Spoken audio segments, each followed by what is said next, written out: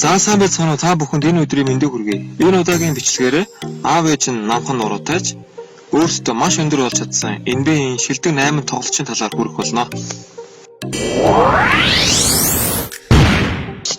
За Майкл Жорданы яаж 180-аас 198 см-ийн хооронд өссөн түүхийн талаар бүгдээ хамтдаа сонсцгоё. Майкл Жордан бол NBA-ийн бүх цаг үеийн хамгийн агуу тоглогчтой нэг юм. Гэхдээ түүний ойрын гэр бүлийнхний хинж 183 см-аас дээш өндөргүй байв. Түүний аав 175 см, ээж нь 163 см өндөртэй байсан гэдэг. Жордан эхний жилүүдэд тийм ч өндөр биш байсан нь гайх зүйл биш юм. Ахлах сургуульд байхдаа загсан бөмбөг бейсболыг тоглодог байсан тэрээр 180 см өндөртэй болж чадсан юм. Энэ нь түүнийг ах トゥ нараасаа өндөр болгож чадсан.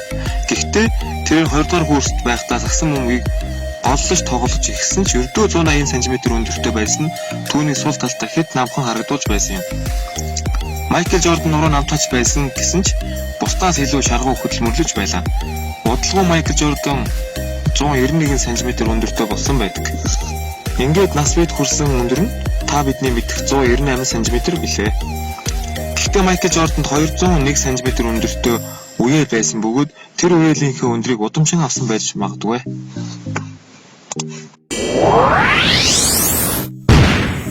Хоёрдугаарт LeBron James.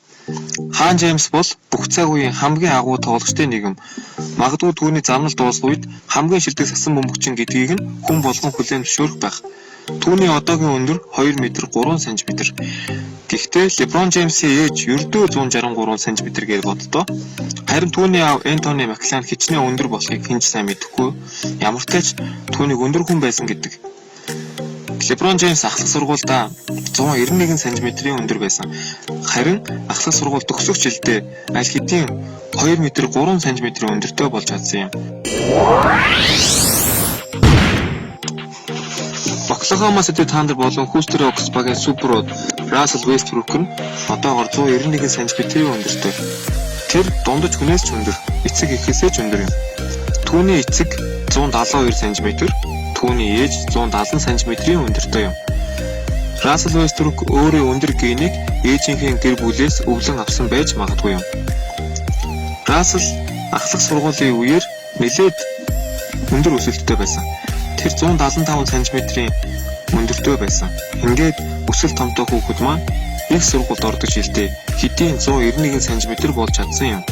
Russell-ийн дүү, цорын ганц дүү Bernard Westbrook нь дөнгөж 165 см өндөртэй юм.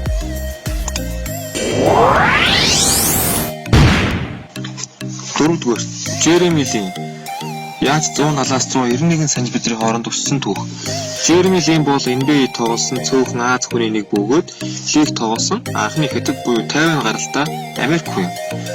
Ээж аав нь хоёулаа 168 см өндөртэй гэж боддоо. Лин аавыгаа намхан байна гэж буруутгаж байсан гэдгээ хүлээн зөвшөөрсөн. Учир нь Лин 15 настай байхдаа ердөө 162 см өндөртэй байсан байна. Иннээсээ болж Лин аава та намхан учраас би намхан байгаа юм а гэж өөрийнхөө баримтат кинон дээр хүртэл дурдсан байдаг. Jeremy эцэст нь 191 см өндөртэй болж чаджээ. Ингээд эцгээс уучлахгүйсэн гэдэг.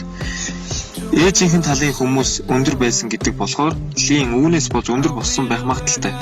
Сонирхуулахад түүний ах дүү Йосеф болон Жош Лин 180 см-аас доош өндөртэй бөгөөд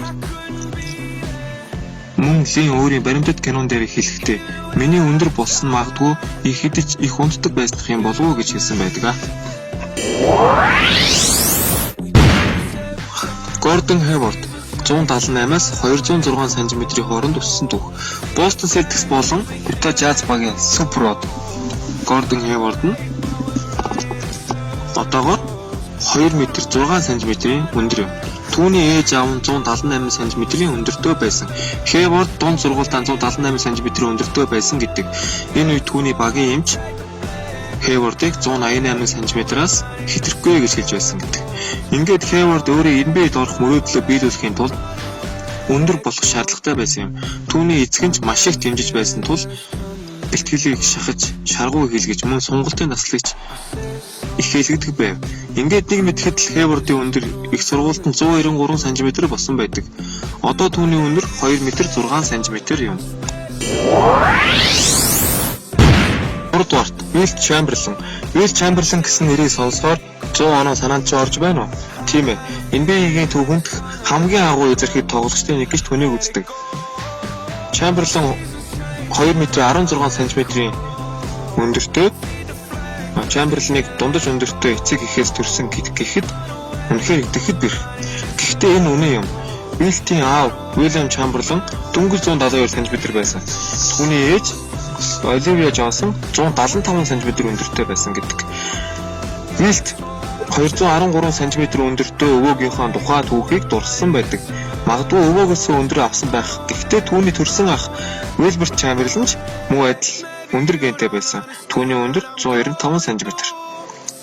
NBA-ийн түүхэнд нэг тоглолтод 100 оноо авсан цорын ганц тоглогч сонирхолтой Wilt 10 настайдаа аль хэдийн 183 см өндөр байжээ.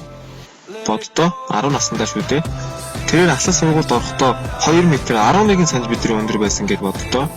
Энэ нь үеийнхнээс хэд давуу, хэд сайн байхад нь маш том тус болсон юм аа. 7-дугаарт Bob Marjanovic. Marjanovic бол NBA-ийн түүхэнд хамгийн агуу том эзэрхэг залуусын нэг юм. Түүний өндөр 2 м 21 см байдаг. Гэхдээ юу гэж түүний аав ээж нь хэдэн сантиметр гэж бодож байна? Аав нь 175 см, ээж нь 166 см гэдэг. Ийм өндөртэй эцэг эхээс яаж 2 м 21 см өндөртэй хүүхэд гарсан юм бэ? Магадгүй Bob Marjanovic ямар нэгэн гений өөрчлөлт байгаа болов уу? 8-дугаарт Moses Malone. Moses Malone NBA-ийн 3 удаагийн хамгийн өрн цэнтэй тоглогч юм. Түүнийг бүх цаг үеийн хамгийн гайхалтай өндөр болж чадсан тамирчны нэг гэж үздэг. Юу гэхээр Malone 2 м 8 см өндөртэй байсан бөгөөд түүний эцэг нь ердөө 166 см, ээж нь 155 см байсан гэдэг. Сонирхуулахад түүний өндөр 2 м 8 см байсан хэдий ч гарын алхан жижигхэн байв. Ингээд тэрээр төгөл дээр хурд тоглож гараа сунгах арга хэмжээ хүртэл авч байсан байна.